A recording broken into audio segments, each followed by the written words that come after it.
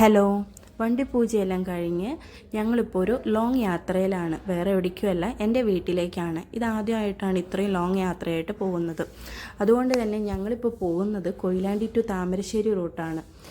ഇവിടെ താമരശ്ശേരി 5 വർഷത്തിന് മുമ്പ് ഞങ്ങളിവിടെ താമസിച്ചിരുന്നു, ഏട്ടന് ജോലി കാര്യങ്ങളൊക്കെ ആയിട്ട്. ആ സമയത്ത് ഞങ്ങൾ കൂടുതലായിട്ടും ഈ കുഴിമന്തി ഷോപ്പിൽ പോകാറുണ്ടായിരുന്നു കേട്ടോ. അപ്പോൾ ഇവിടെ ചെറിയ കടയായിരുന്നു ഉണ്ടായിരുന്നത്. ഇപ്പോൾ അത് വിപുലീകരിച്ച് വലിയ കടയായി, എല്ലാ സൗകര്യങ്ങളുമായി, ഇരിക്കാനുള്ള സൗകര്യങ്ങളൊക്കെ ഉണ്ട്. പണ്ട് ഇവിടെ ഇരിക്കാനുള്ള സൗകര്യങ്ങളൊന്നുമില്ല, ജസ്റ്റ് ഒരു ഡെലിവറി മാത്രമേ ഉണ്ടായിരുന്നുള്ളൂ കേട്ടോ.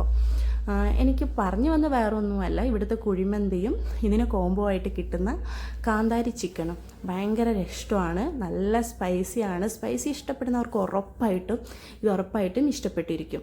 പിന്നെ കുഴിമന്തി മാത്രമല്ല കേട്ടോ ഉള്ളത്, അതായത് കുഴിമന്തീൻ്റെ വെറൈറ്റീസ് ആയിട്ടുള്ള മട്ടൻ മന്തി, ബീഫ് മന്തി, അങ്ങനെ അതിന് വെറൈറ്റീസ് ആയിട്ട് നമുക്ക് പൊള്ളിച്ചതും ഓരോ കാര്യങ്ങളായിട്ട് ഉണ്ട് കേട്ടോ. പിന്നെ മോനെ കുറച്ച് എരിവ് കാര്യങ്ങളൊക്കെ ഉള്ളത് കൊണ്ട് തന്നെ അവൻ ആദ്യം ടേസ്റ്റ് ചെയ്തിട്ടില്ല, റൈസ് മാത്രമായിട്ടാണ് കഴിച്ചത്. ഈ റൈസിന് തന്നെ ഒരു പ്രത്യേക ടേസ്റ്റ് ഉണ്ട് കേട്ടോ. അപ്പോൾ എനിക്ക് മാത്രമല്ല, എൻ്റെ കുടുംബത്തിന് എല്ലാവർക്കും ഒരുപോലെ ഇഷ്ടപ്പെടും കേട്ടോ ഈ കുഴിമന്തി. അതുകൊണ്ട് തന്നെ ഞങ്ങൾ മിക്ക യാത്രകളിൽ ഈ റൂട്ടാണ് പോകുന്നതെങ്കിൽ ഇവിടുന്ന് കുഴിമന്തി കഴിച്ചിട്ടാണ് പോകാറുള്ളത്. നിങ്ങൾ ഈ റൂട്ടിലാണ് വരുന്നതെങ്കിൽ ഒരിക്കലെങ്കിലും ഒന്ന് ടേസ്റ്റ് ചെയ്ത് നോക്കാവുന്നതാണ് കേട്ടോ. അങ്ങനെ ഞങ്ങൾ താമരശ്ശേരി ചുരം കയറിക്കൊണ്ടിരിക്കുകയാണ്. അപ്പോൾ എൻ്റെ മോന് എന്തൊക്കെയോ പറയുന്നൊക്കെ ഉണ്ട് കേട്ടോ അതിൻ്റെ ഇടയിൽ.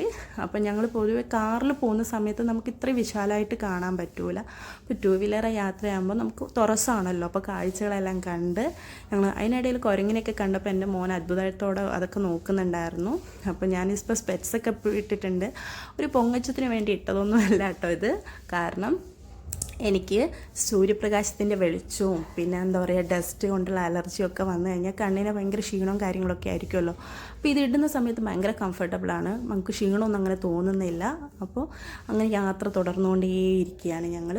പക്ഷേ മഴ വരും എന്നൊക്കെ വിചാരിച്ചിരുന്നു, കാരണം ഇറങ്ങുന്ന സമയത്ത് ഞങ്ങൾക്ക് ചെറിയ മഴയൊക്കെ ഉണ്ടായിരുന്നു വീട്ടിൽ. പക്ഷേ ദൈവം ഞങ്ങൾ ചതിച്ചില്ല, മഴയൊന്നും കിട്ടിയില്ല. നല്ല ഹാപ്പി ആയിട്ട് തന്നെ യാത്ര ഞങ്ങൾ തുടർന്നു. വീട്ടിൽ ഈ കാര്യങ്ങളൊന്നും അറിയില്ല കേട്ടോ, കാരണം ഞങ്ങളിങ്ങനെ 2 വീലറിലാണ് വരുന്നതെന്നൊന്നും വീട്ടിൽ പറഞ്ഞിട്ടുണ്ടെങ്കിൽ ഒരിക്കലും ഞങ്ങളെ സമ്മതിക്കില്ല. കാരണം പ്രത്യേകിച്ച് മോനുള്ളത് കൊണ്ട്. ഞങ്ങൾ പൊതുവെ വീടിൻ്റെ അടുത്തൊക്കെ പോകാറുണ്ടെങ്കിലും ഞങ്ങളിപ്പോൾ എന്താ പറയുക, ഇത്ര ലോങ് ആയതുകൊണ്ട് തന്നെ ആദ്യം ഞങ്ങൾ മാക്സിമം ഒഴിവാക്കുകയാണ് പതിവ്. അപ്പോൾ കാഴ്ചകളെല്ലാം കണ്ട് ഒരുപാട് നമുക്ക് മേലെ നിന്ന് നോക്കുമ്പോൾ നല്ല ഭംഗിയാണ് താഴത്തെ കാഴ്ചകളെല്ലാം. അപ്പോൾ നമ്മൾ വീട്ടിലേക്ക് ഇങ്ങനെ പോവുകയാണ്. ഒരുപാട് വൈകി, ഒരു 7-7:30 ആയി. പക്ഷേ ആനയൊക്കെ ഇറങ്ങുന്നൊരു ടൈമാണ്. പക്ഷെ എന്തോ ഭാഗ്യത്തിന് നമുക്ക് ആനയൊന്നും കാണാൻ പറ്റിയില്ല.